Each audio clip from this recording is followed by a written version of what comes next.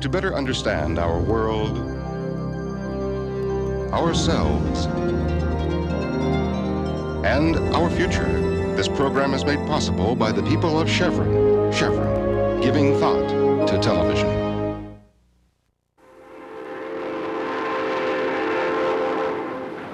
Sometimes it is seemed that railroads were doomed.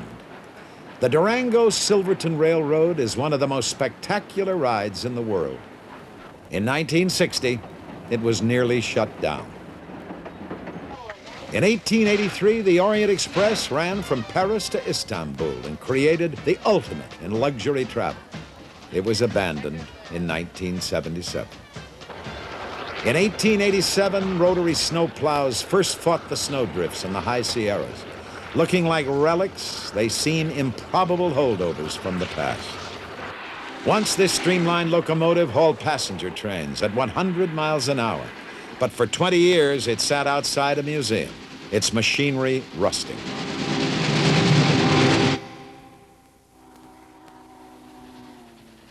Yet today, these trains still run the rails. Now they evoke a more remote past, when trains first bridged the continent, ferried recruits to war, provided celebrities with an opportunity to be seen and a chic way to travel, gave a mobile campaign platform to politicians, and offered a refuge for hobos. Train tracks disfigure the countryside. Trains assault the senses with brutal noise and begrime the air. How then account for the multitude of people who love trains? You're actually running a train. You just can't get enough. I don't know, maybe I'm just a junkie for trains, but that's about it. I bought a caboose back in the 50s because I was busy riding trains in the 50s, and suddenly I read in the paper one day where trains were going to go out, all passenger trains would be taken off. And I knew unless I got a piece of the train, I would never be able to ride on the train again, so that's when I bought my caboose and put it in my yard. There are grown men who ride toy steam trains at a mountain retreat. There are train buffs who choose to ride through South America's Andes on a baggage rack. There's a town in Iowa that honors hobos. And there are thousands of young people competing for the chance to engineer a train. These are people who hearken to the lonesome whistle blowing and the clickety-clack of wheels on rails. Theirs is a worldwide fraternity with no membership requirements beyond sharing in the love of trains.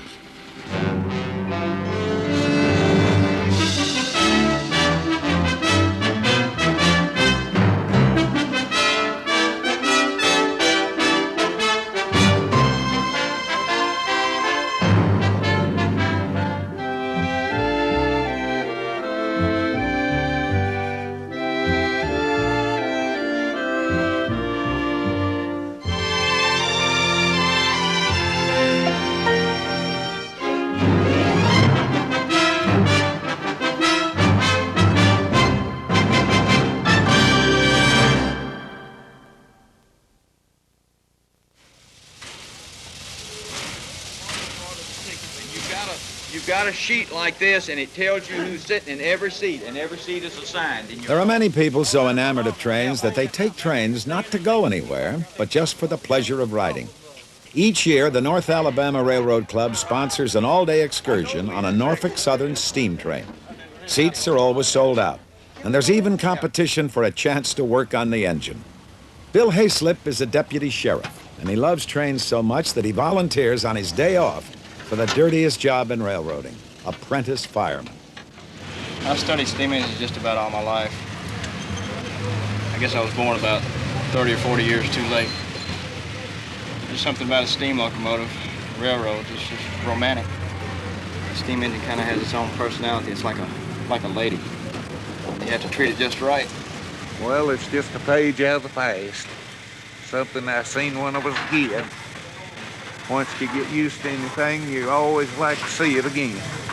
If we hadn't had them during World War II, we'd have been up the creek without a paddle.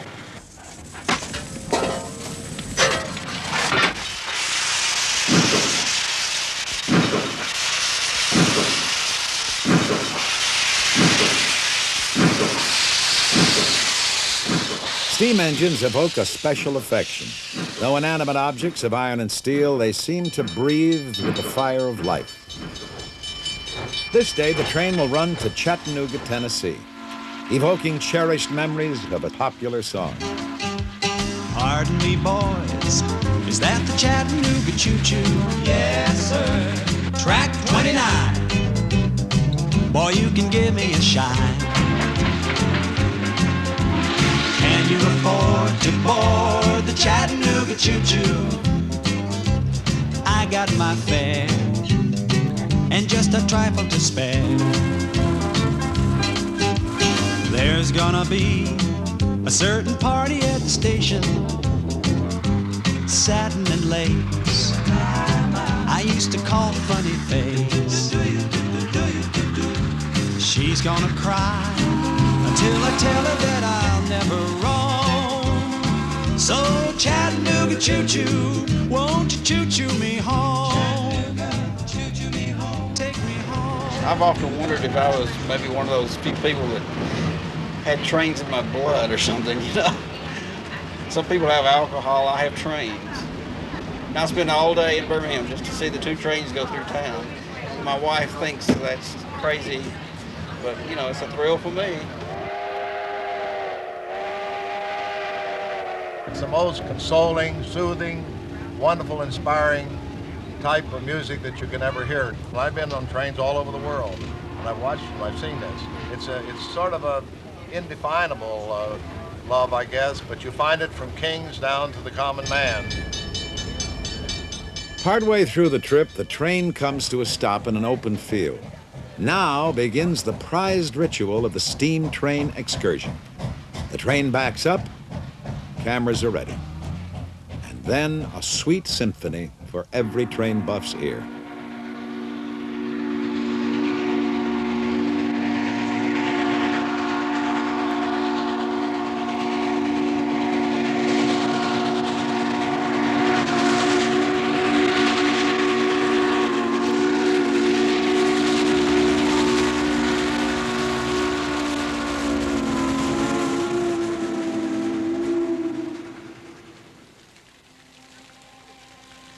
The train station in Chattanooga has been transformed into an entertainment center. When the train returns to Huntsville, Dr. and Mrs. Loney Lindsay stay on in Chattanooga for dinner in a refurbished diner. They remember another train trip long ago. We got on the train in Tuscumbia, Alabama, and we went to Chattanooga. Went up to the courthouse. We got married. And that was 55 years ago, and we've had a very lovely marriage so far. And here 55 years later, we do that same stunt over again. The most popular rooms at the Choo Choo Hilton Hotel are old train cars, a nostalgic setting for recapturing fond memories.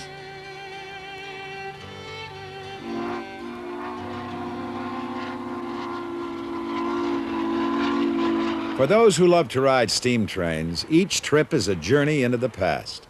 In the beginning, steam engines were at the center of the Industrial Revolution, which could not even begin until mankind learned one crucial trick: how to transform heat energy into motion. In the 1st century AD, the Greek scholar Harrow of Alexandria invented steam jet propulsion. Harrow's ingenious device remained a toy until 1712, when Thomas Newcomen developed the first successful steam engine. Newcomen's engine was used to pump water out of coal mines. 100 years passed before the first British-built steam locomotives took to the rails.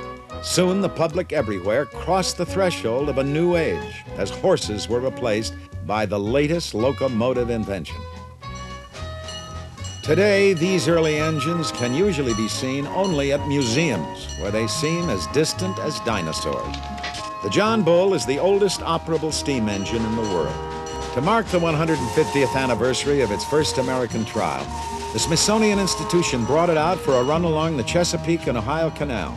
People who loved trains dressed up for the occasion and gathered from miles around. Many had never heard the hoot of a steam whistle or the screech of brakes.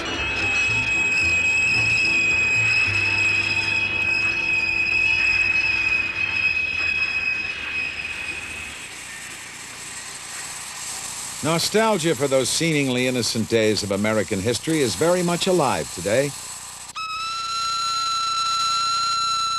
For some, no doubt, steam engines are the attraction. For others, perhaps, it is the appeal of travel. Or could it be that so many share the romantic notion of growing up to be an engineer? These trains are called live steamers. Seymour Johnson loves trains so much that he donated land and equipment for a miniature railroad at his home in Montecito, California. I think in my case, in the case of a lot of people, you kind of grew up with them as toys, and these are pretty big toys, but I started building this particular engine in 1947, and I completed it in 1951, and that's why I have the numbers on the side, 4751, to remind me of the time.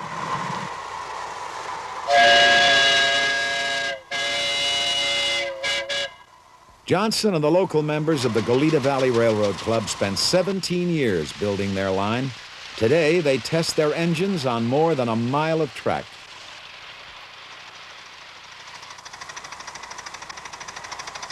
There's something nostalgic about steam engines now, of course, but the thing is, a steam locomotive is live. The engine talks to you when you're running it. You can feel what it's doing. It tells you I'm working too hard or I'm taking it easy. You can hear it in the stack. You can hear it in the sound of the blower and the sound of the fire. They got steam engines that are over 100 years old that continue to run. Once a year, Johnson and the club host a 3-day meet that attracts model owners from all over the country. Each engine is custom built, representing thousands of hours of meticulous machining. And as in real life, the engineers discover that steam engines can be cantankerous beasts, capable of fighting back.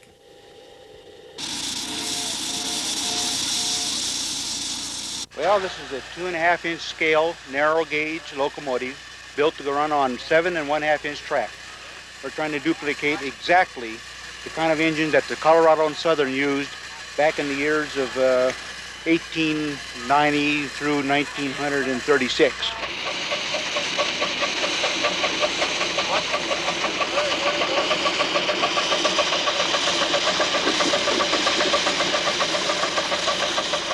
Hey, John, you want to push the daylight cars into the siding? The most popular daily event is the Grand Tour of the Line for families and friends. 3 engines are coupled. Together, they are pulling 6 tons of engines, cars, and passengers. We now have 14 cars. Mostly they're freight car type because people are way out of scale. This train is 1/8 full size, but people aren't. So if you put them in a passenger car, you can't put a roof on. But if you put them in a freight car, the sky's the limit. Many of those who build and enjoy riding live steamers can still recall the old days when steam engines ruled the rails. The halcyon days of steam and rail began after World War I. The big boy of the 1940s was driven by 4 pistons that powered 16 drive wheels. It was the largest steam engine ever built and could pull a train 5 miles long.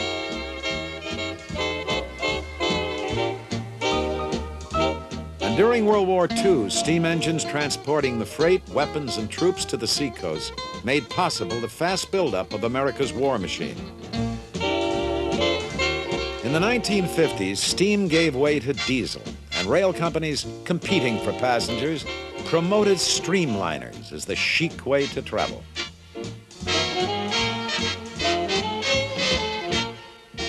But late in the decade, passengers shifted to automobiles and airplanes for long-distance travel, and trucks took over much of the freight.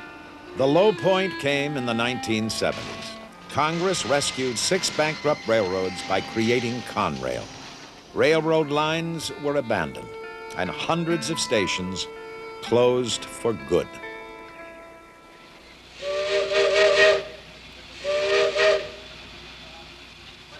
Although Americans seem to lose interest in passenger train travel, some countries maintained their trains as national treasures. The narrow-gauge Guayaquil and Quito Railway in Ecuador plays a vital part in national life. And people here use the railroad like a party line. It even serves as a food market on wheels.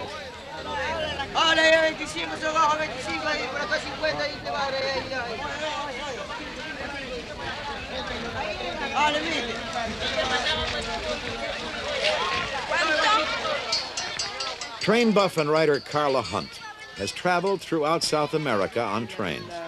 The Guayaquil to Quito run draws her back as the most exciting in South America. A train buff's dream, an American-built Baldwin engine, a relic from 1900, begins a 2-day climb from sea level to over 11,000 feet in the Andes. Passengers have a choice of 3 classes. Second class costs $1.60. First class cars sport padded seats for $2.10. And local vendors offer lunch on brown paper.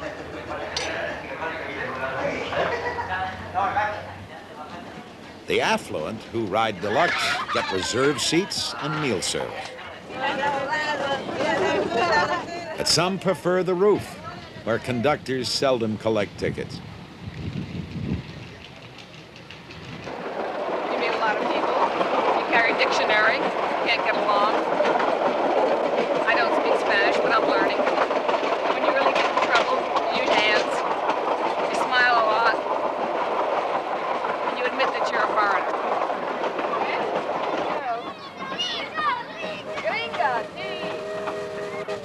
American engineers laid out the route in 1898. It took 10 years to cut the line from the sugarcane fields of the lowlands up over the Andes. When the train going up fails to meet the train coming down at the appointed siding, there's an unscheduled stop for a phone call to find out what happened to the other train. These trains, not only do they carry the people up and down, but they carry the mail. And every once in a while you see them with a medical prescription, a telex that might have come into Guayaquil but can't make it up between the two points. There's a telex facility at Riobamba, but between here and Riobamba there's absolutely nothing. The trains coming from Riobamba Yeah. have problem in Guigra. One of the wheels of the machine was falling down off the track. And now we are going with this train to help the other train to ride to Guigra. Ah, fantastico. Derailments are common, but the speeds are slow and the accidents usually minor. As a bonus, amateur supervisors get a chance to see how, with a minimum of equipment, a derailed car can be coaxed back onto its track.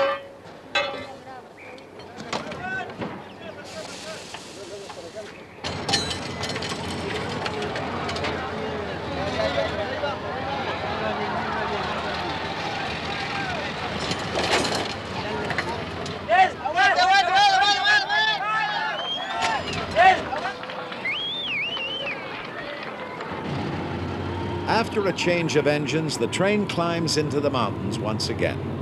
In the early days of the American West, railroad builders often resorted to zigzagging switchbacks to gain altitude. On this line, a famous switchback is still in use. The train has proceeded as far as it can up the valley. Now it switches to another track and backs up the side of Devil's Nose, giving passengers on the rear platform a front-end view.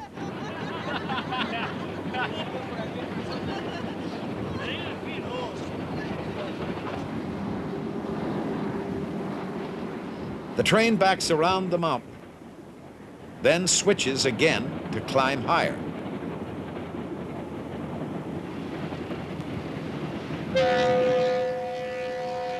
Going forward again, the train has climbed 300 vertical feet up the side of the mountain.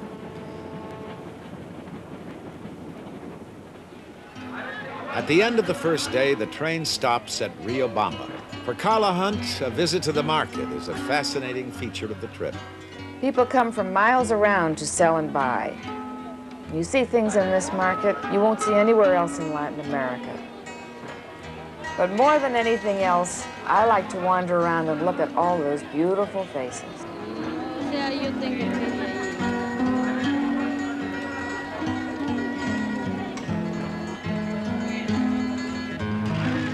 From Riobamba to Quito, the train is really a bus on rails. There are seats inside, but For hardy train buffs like Carla Hunt, there is a much more exciting vantage point. The place I like to ride is up on the luggage rack on top. That's the best sightseeing seat in South America. To go through the mountains and to climb over the two ranges of the Andes, to go through the beautiful upland villages, with all the wild changes of weather en route, there's nothing in the world like it. Clouds shroud the peaks of the Andes as the line climbs high through cuts in the mountains, and then descends to Ecuador's capital, the Spanish colonial city of Quito, to bring to an end one of the world's most extraordinary train rides. In the United States, another spectacular train ride inspired one train buff to take dramatic action. The line from Durango to Silverton, Colorado was threatened with abandonment in 1960. Charles Bradshaw Jr., a Florida citrus grower, rescued it in 1981. Like many a town in the Old West, Durango was created by a railroad. The Denver and Rio Grande chose the site, laid out the streets, and sold lots around the depot.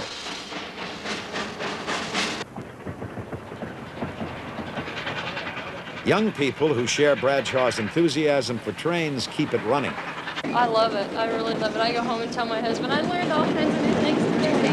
I would like to be an engineer very much. You have to go through all the training, which is pretty physical for a girl. And then you have to also be a fireman, which you shovel 6 tons of coal a day. And I wouldn't want to get out of my limit. I don't think that's right. My father, my grandfather, and my great-grandfather were all railroaders before me.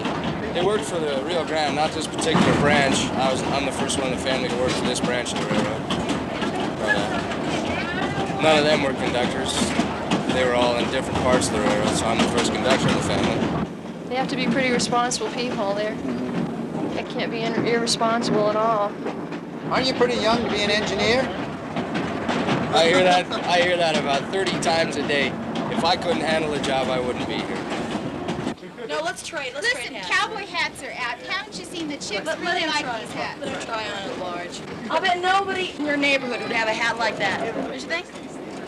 I'm telling you, you go home and the girls will be lining up at the door. Now that looks handsome on you. That really does. Cowboy hats are out. Engineer hats are in.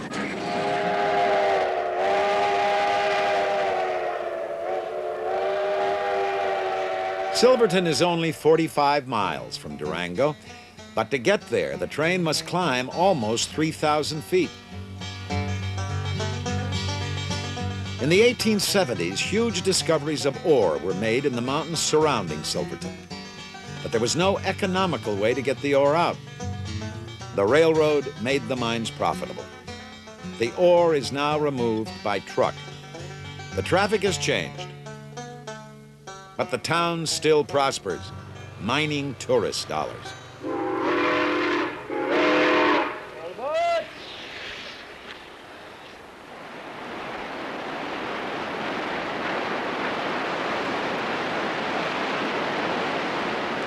As soon as the route was completed, the drama of the train's traverse of the Animas River Canyon was recognized as one of the great sights of American railroading. In the early 1880s, photographer William Henry Jackson lowered himself into the canyon to take this picture, published in Harper's Weekly magazine. Today's passengers can still enjoy the same spectacle. The ride is potentially just as dangerous now as it was then. A derailment could topple the cars 200 feet into the gorge.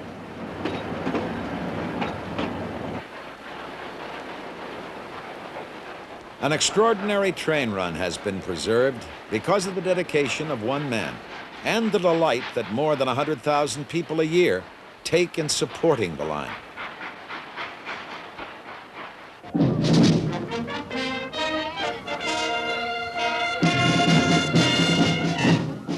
Boston has its marathon, New Orleans its Mardi Gras. Britt, Iowa honors hobos.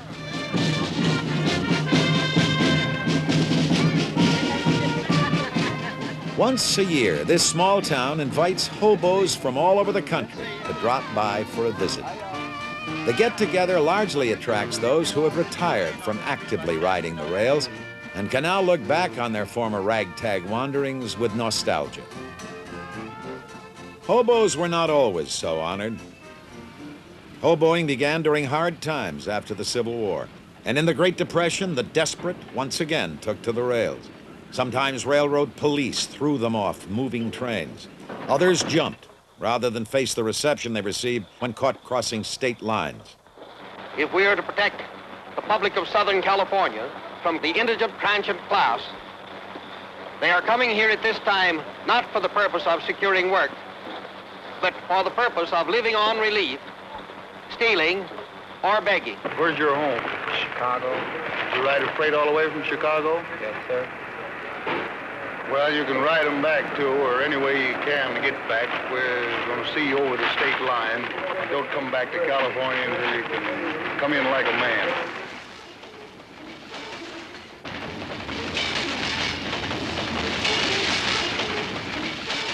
Hobo camps are called jungles, and life in them has always been hard. But in Britt, Iowa, the jungle is a place to renew friendships and swap stories. 78. Yes. Yeah. I remember you. Memory that bad? It was. And now, wait a minute. Every year you get older, you have a special privilege. Every year you will get a little bit better at forgetting. Yes, I am there already. Hobos are known most often by their nicknames. Steam Train was first elected Hobo King in 1973. We got a young goat here, and it's gonna be some pretty tender eating when we get him all browned up here. Yes, sir. We have some of the best music and some of the best food you ever sit down to. Was you good gal when my train left the shed? Where was you, honey, when that train left the shed? Standing on my front steps, wishing I was dead. Time has reversed these hobos' roles. Once they were outcasts. Now, Brit youngsters look up to them as knights of the open road who seem to have lived in a mythological age. Could I get your autograph? Oh, I guess you could, only I know what you want to waste time on a guy like me. It's got my pad and paper. Oh, yes. I'm gonna be a writer. You're going to be a writer? Yeah. Well, that's great. I'm gonna try at least. You got to have more than six grades of education. That's all I got. That's my name. Say it. That's your name? Well, this is mine. Mountain Dew. I was talking to the hobo queen and she says, would you like to be hobo? And I said, sure. And I go, how do you be hobo? And she said, well, she pulled out this kind of perfume stuff or whatever it is. And she goes, I acquire you the prince, hobo prince. And she put some on my forehead. So I'm a hobo prince. And my name is Spirit Belly Bob.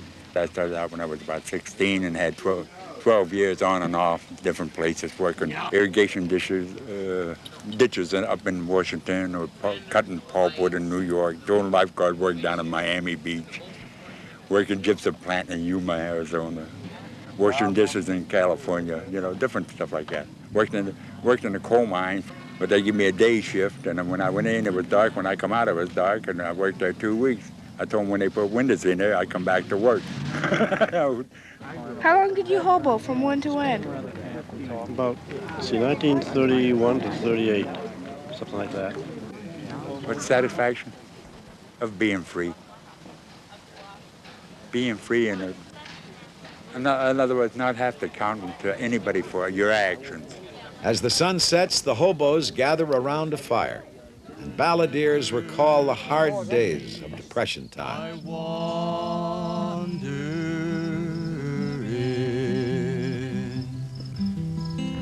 Ashes to ashes, dust unto dust. If the railroad doesn't get you, then the bread lines must. And it looks like I'm never gonna cease my wandering.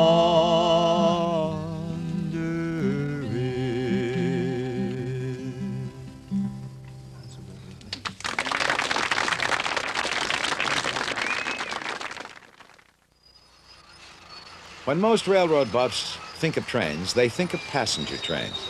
But many of those most devoted to trains have found their life work with the railroads.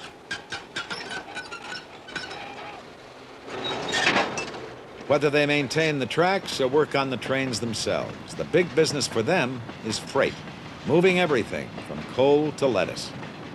And although much of the public thinks railroads are a dying industry, in fact, they are thriving. Deregulation has permitted them to abandon money-losing lines, and new techniques, like piggyback hauling of truck trailers and containers, attract new customers. The mass market shipping of fresh produce by rail enables farmers in California to sell lettuce to buyers 3,000 miles away. Lettuce harvesting has become an assembly line operation. Cutter, packer, sprayer, box closer. Today's lettuce that we've got is probably the best we've had in about a week and a half. It's 54 to 55 pounds, absolutely clean. Derek Dridavanis is sales manager of the Admiral Packing Company in Salinas. He sells lettuce by the carload to buyers all over the country. Just call us back with that order, will you? You know, the one you got in your back pocket.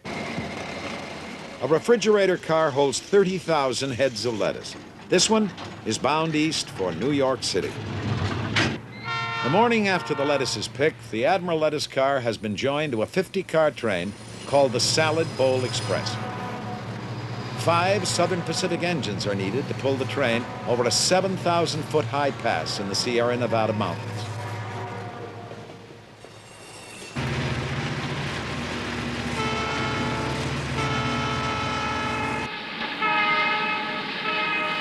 The route climbs toward Donner Pass.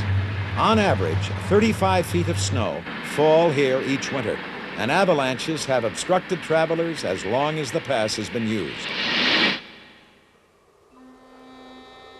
In November 1846, blizzards trapped the emigrant Donner Party here. 35 died of starvation and exposure. Some survivors resorted to cannibalism. In the spring of 1982, 10 feet of snow fell in 12 days in the high Sierras. Southern Pacific stopped all trains across Donner Pass. Diverting traffic cost $100,000 a day. Snow fighters tried to keep the lines open with spreaders, snowplows that pushed the huge drifts to the side.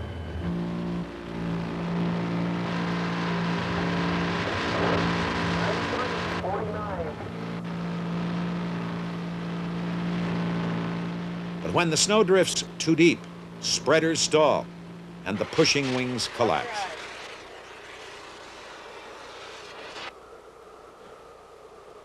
The nerve center of the railroad's fight is a community of houses and offices connected by tunnels, so buried in snow that it is called Mole Town.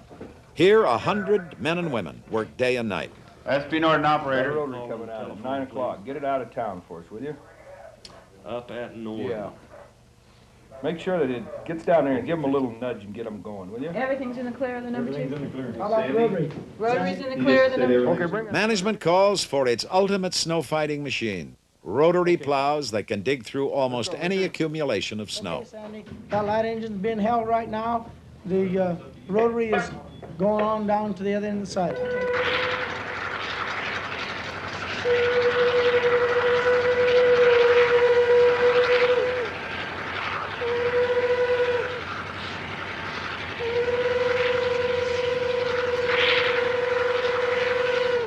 Throwing 5 tons of snow a minute, 150 feet from the line. The rotary can literally dig a trench deeper than itself.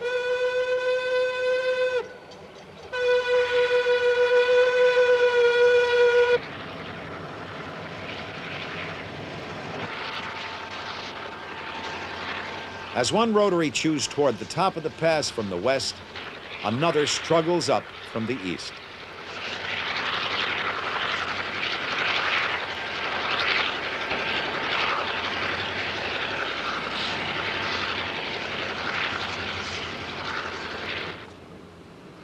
The first train comes through. Dedicated men with pride in their work have opened the line in only 5 days, and trains like the Salad Bowl Express can once again take the direct route to New York. Beyond the Sierras, the Salad Bowl Express drops into the desert, and a new crew takes over.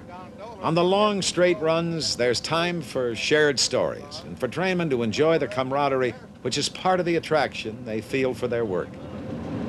I don't think it's dawned on me yet that I've had a kid. Still in shock from it. Went in Sunday night, had it Monday morning. Last couple days been pretty busy for me. I was lucky. Generally, the railroad doesn't allow you to be in town. They keep you away from home quite often.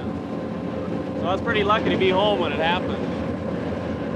In 1950, I was on a high-speed perishable train, and a passenger train came out of a side track in front of us. We hit him head-on about 52 miles an hour. The engineer on the other train was killed. I'm very lucky to be here. Ain't that scared me?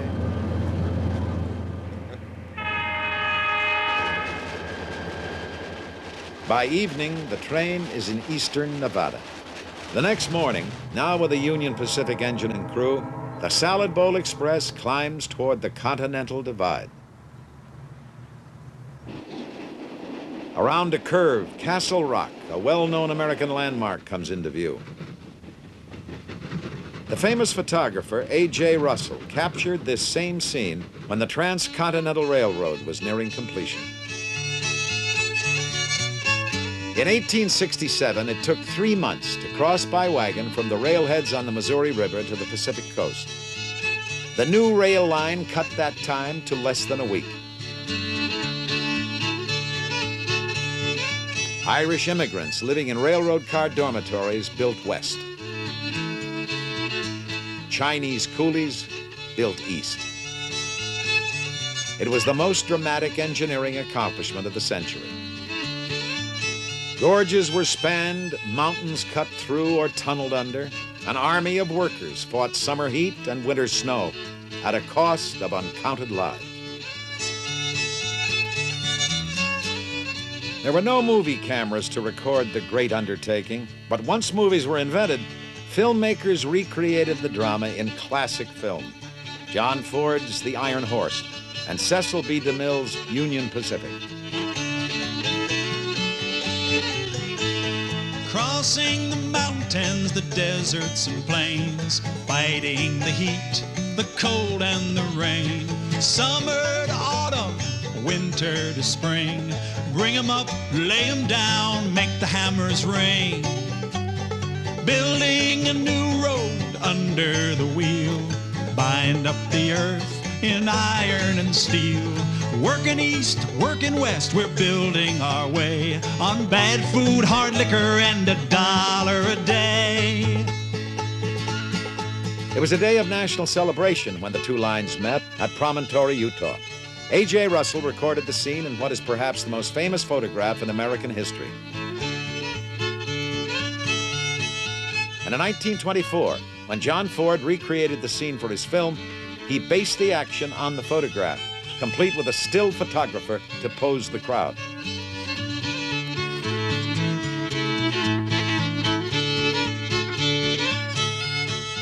The joining of America's East and West by rail is even more important today.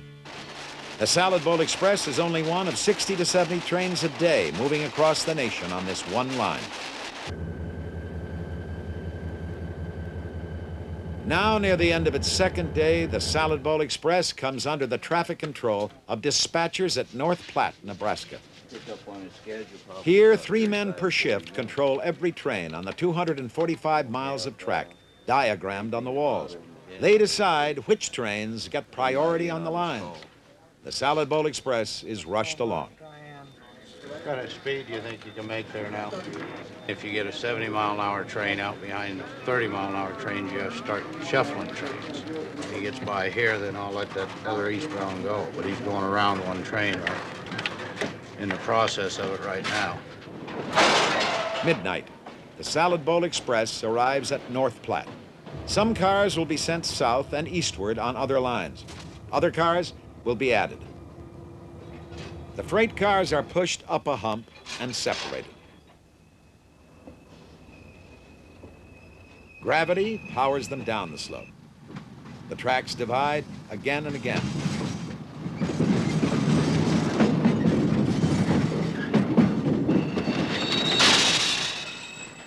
Automatic sensors weigh the cars, and retarders brake them.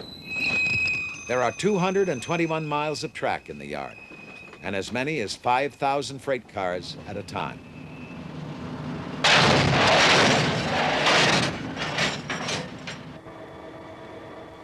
By 4 a.m., a new train has been made up. A new crew comes aboard, and the train moves on. In the afternoon, the train crosses the Missouri River. Operated now by Chicago and Northwestern Railroad, it traverses the rich farmlands of Iowa.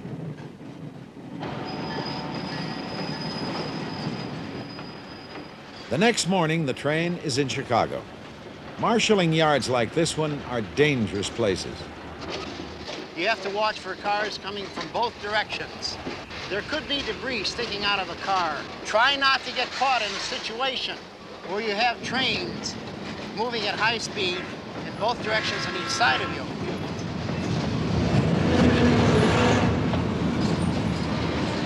If you do have a tendency to feel dizzy, lay down on the ground. You could reel under the car. Despite railroad emphasis on safety, there is an average of 15 deaths and 6,700 injuries to American rail yard workers each year.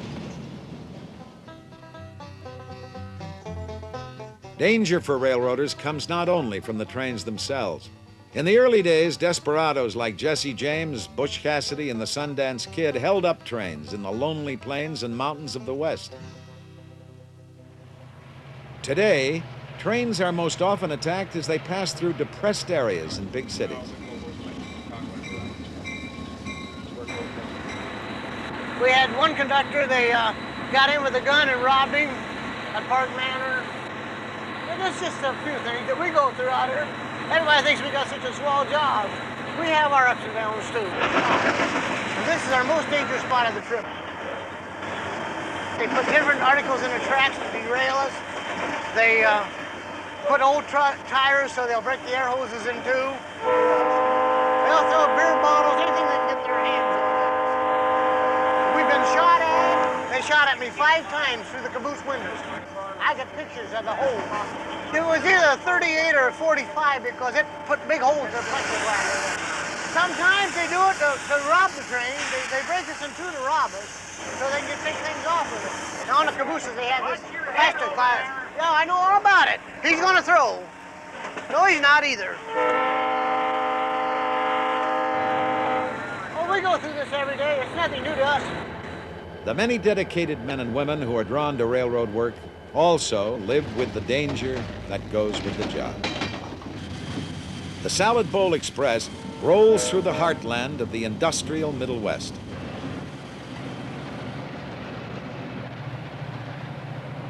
On the 5th morning, the train parallels the Mohawk River. Now under Conrail control, it follows the same route taken in 1825 by the Erie Canal.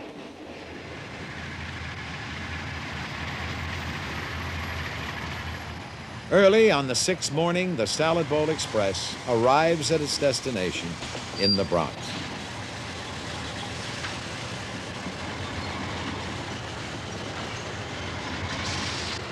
Oh, Mongo, Mongo, 1, 2, 3. I'm gonna climb the Mongo tree. Mongo, Mongo. 10 carloads of produce are unloaded at Hunts Point Terminal each day. A carload of lettuce from Salinas has been bought by the Armata family, wholesalers who in turn sell to markets and restaurants. Beautiful box of lettuce. And as my father would say, it talks to you. As soon as you open up the box. It has been 7 days since the lettuce was picked. It took 4 railroads and the involvement of 1,000 men and women to move it across the country. 500,000 people work for the railroads in the United States. In one sense, theirs is just a job, but it is an essential job. Moving the grain, steel, coal, automobiles, perishables, even the lettuce for a PTA luncheon in Baldwin, Long Island. Traditionally, little boys were given model trains for Christmas, and captured by a dream, many grew up wanting to become an engineer. The reality today is not far different. For a new class of 23 engineers, the Long Island Railroad had 2,000 applicants to choose from. To get the train moving, I need the reverser and forward. This position. This is your throttle. Power 1 to 8 notch. I'm one whistle. Dave Decker, senior instructor, has been an engineer for 14 years. Decker loves engineering and teaching, but the memory of train accidents in his past brings a special urgency to his teaching. Engineering used to be a man's job, but federal affirmative action guidelines give Vita Zamboli, a former secretary, an extraordinary opportunity to join an elite group of railroad employees. Where do we run at? I can teach an engineer how to make the proper brake application and accelerate, decelerate. That's the easy part. My most difficult responsibility is to instill into an upcoming engineer that they have monumental responsibilities. There is no margin for error. Not when you're dealing with 1,600 people behind you.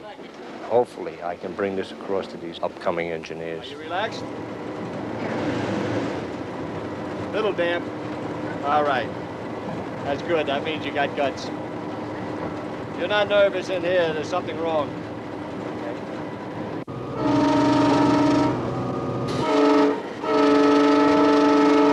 How do you feel?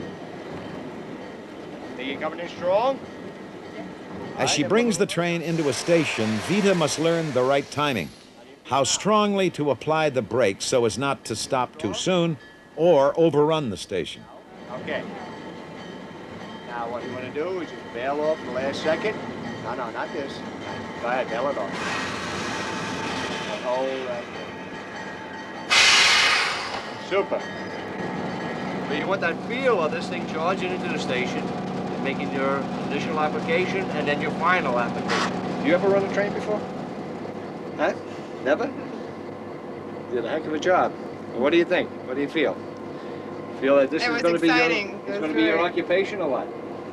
Yes. Yes? I'm sure it's going to take a while, but I will get the feeling of bringing a train in. But there are going to be times in your career when you're going to run across a grade crossing accident. But traveling along at 65, a car comes around the gate or through the gates. It's not a thing you can do.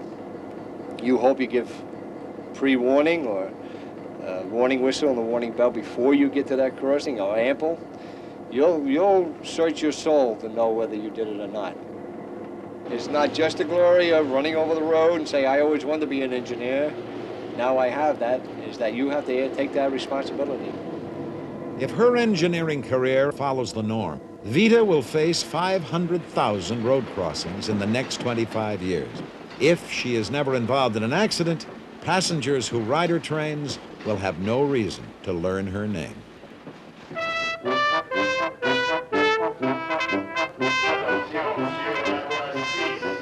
There are many great train rides around the world, but not one can match the aura of elegance, mystery, and romance surrounding the name Orient Express. It ran for almost a century until its demise in 1977. Now, two men have revived the historic run to Istanbul. Albert Glott bought the 1920s vintage cars and lovingly refurbished them. Sometimes, you have to do everything on the train. T.C. Swartz chartered the cars for those who could afford to recapture the glory of rail travel in its heyday. We could give them, and then how to surpass it. People's idea of luxury is a little bit different than maybe what it actually was. So what we're trying to do now is to give them more luxury than they had in the past, in fact, to make it the ultimate trip. I can't believe it. Oh, it's marvelous. There will be 98 passengers on this trip, each paying a modest $5,000 one way. I think the dogs are great. Great, but they're taking with them. Yeah, but I can't see them sitting in the dining car. Some passengers, like actor Hal Linden and his wife, stage an arrival in the grand tradition, harking back to the aura of a princely trip. Original inlaid wood decorations and Lalique molded glass reliefs still decorate the cars. Names of the countries the Orient Express passes through, Austria, Hungary, Romania, Bulgaria, ring with romance. Memories of mysteries like Murder on the Orient Express surround the passengers with an atmosphere of champagne and dreams. Well, my name is Otto, and I'm supposed to play the piano all the way to Istanbul.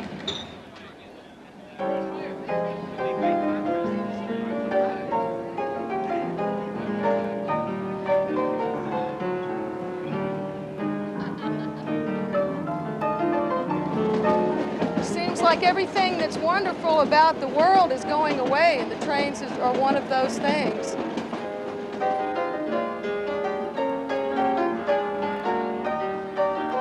Kim Vosper and Kyle Collins advanced the date of their wedding so they could make this their first trip together as a married couple.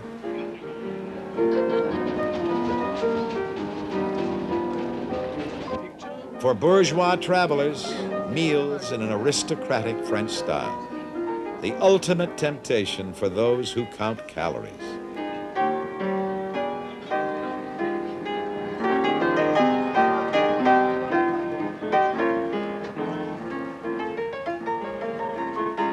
I remember as a child, we used to put people on the train in New Iberia, and I was never sad because they were leaving. I was always sad because I wasn't leaving too, that I wasn't standing on that back platform waving goodbye.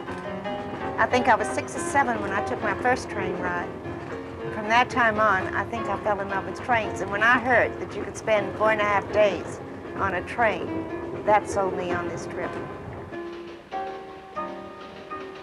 The train cruises Europe like an ocean liner. Gypsies play, as they did on the first run of the Orient Express. In the evenings, there are gala 7-course dinners.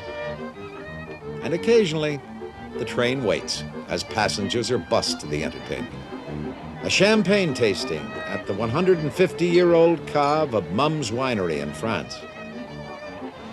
And just as on its maiden voyage, there is a festive reception in Budapest.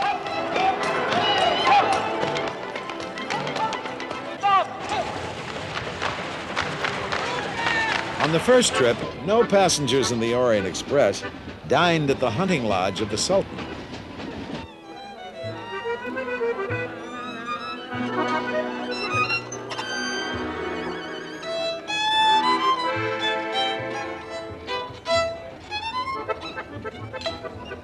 It is an express journey to the sun. But the high point for many comes in Vienna, where the Vienna Boys Choir is only part of the entertainment.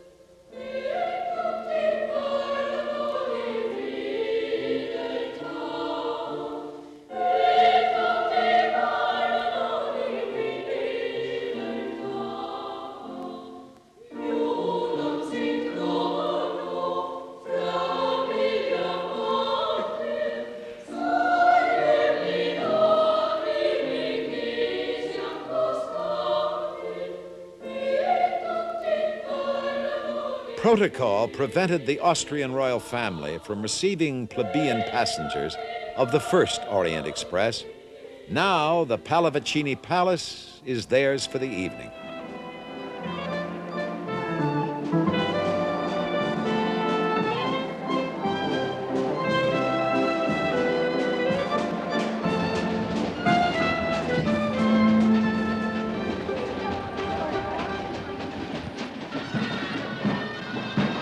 And finally, the end of the line, Istanbul, Turkey, where passengers get the red carpet treatment, Oriental style.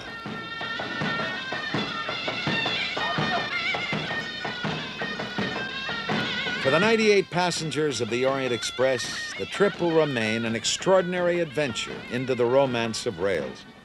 But the Orient Express has no monopoly on beauty. There are grand adventures for everyone in a rediscovery of travel by train. Amtrak's Crescent, with newly rebuilt equipment, races like a speeding ship across Lake Pontchartrain in Louisiana. The Great Plains offer the same sweeping vistas that challenged the pioneers so long ago. There are majestic views of the Rockies on the Canadian transcontinental route.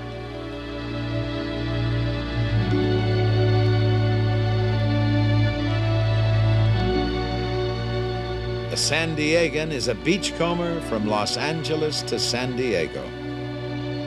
In the future, new trains traveling 160 miles an hour are planned for the run between Los Angeles and San Diego. And that is only the beginning. Extraordinary experimental trains may someday revolutionize land travel. For those who love trains, whether as engineer, hobo, or passenger, there's an appreciation due for the songwriter's line, "It's got to be the going and not the getting there that's good." Sherperville, Jacksonville, Waterville, and Costa Rica, Pittsville, Springfield, Bakersfield, and Shreveport, Hackensack, Cadillac, Fond du Lac, and Davenport, Idaho, Jellicoe, Diamantina, Argentina, Catalina, Pasadena, see what I mean, man? Been everywhere, man. I've been everywhere, man. I've crossed the deserts bare, man. Well, I've breathed the mountain air, man. I've traveled, I've done my share, man. I've been everywhere. Been to Boston, Charleston, Dayton, Louisiana, Washington, Houston, Kingston, and Texarkana, Monterey, Faraday, Santa Fe, and Tallapoosa, Glen Rock, Black Rock, Little Rock, Oskaloosa, Tennessee, Hennessy, Chicopee, and Spirit Lake, Grand Lake, Devil's Lake, Cradle Lake, to Pete's sakes. I've been everywhere, man. I've crossed the deserts bare, man. Well, I've breathed the mountain air, man. I've traveled, I've done my share, man. I've been everywhere. One more verse. I can get a long breath. I've been to Pittsburgh, Parkersburg, Ravensburg, Colorado, Ellensburg, Rexburg, Vicksburg, and El Dorado, Larimore, Atmore, Haverstraw, Chattanooga, Chester, Nebraska, Alaska, Opelika, Baraboo, Waterloo, Kalamazoo, and Kansas City, Sioux City, Dodge City, Cedar City. What a pity. I've been everywhere, man. I've been everywhere, man. I've crossed the desert bare, man. Well, I've breathed the mountain air, man. I've traveled, I've done my share, man. I know some place you haven't been, and he says, I've been everywhere. So,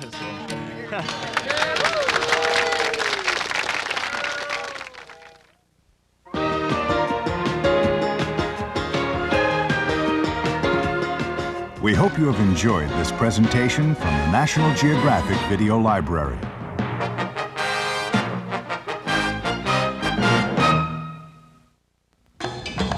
Driven by thirst and hunger, Africa's striped horses run a treacherous gauntlet. For 300 miles, zebras race through a spectacular but sinister landscape. Caught in an ancient dance of struggle and survival. Witness the wonder of creation. The battle for dominance. And the grassland's oldest and newest dangers. National Geographic takes you on an extraordinary journey with Zebra, Patterns in the Grass. Count 3, go, in 2. Between 1968 and 1972, 24 men left the Earth and journeyed to the moon. This is the film they brought back, and these are their words. Stand by for touchdown. This is going to be spectacular. I felt at home there, even though the Earth was a long ways away. Look at the size of that rock. Good deal, boy. There is new knowledge to be gained and new rights to be won for the progress of all mankind. Join National Geographic for a wondrous journey into the unknown. Man must explore. For all mankind.